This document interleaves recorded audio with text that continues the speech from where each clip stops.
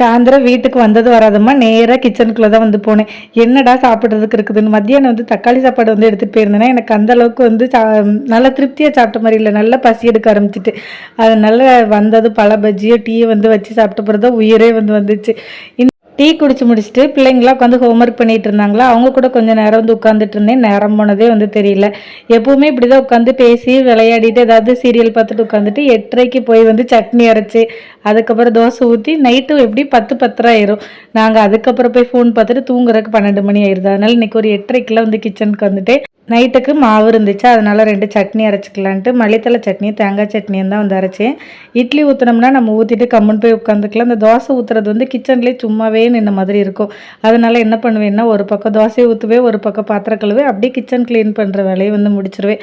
கிச்சன்லாம் clean பண்ணி முடிச்சிட்டேன்னா எல்லாரும் சாப்பிட்டு தூங்க போயிட்டாங்க. நான் இப்போ தான் தோசை ஊற்றிட்டு ஒரு டம்ளர் காஃபியோட என்னோட நைட்டி நேரம் முடிச்சாச்சு.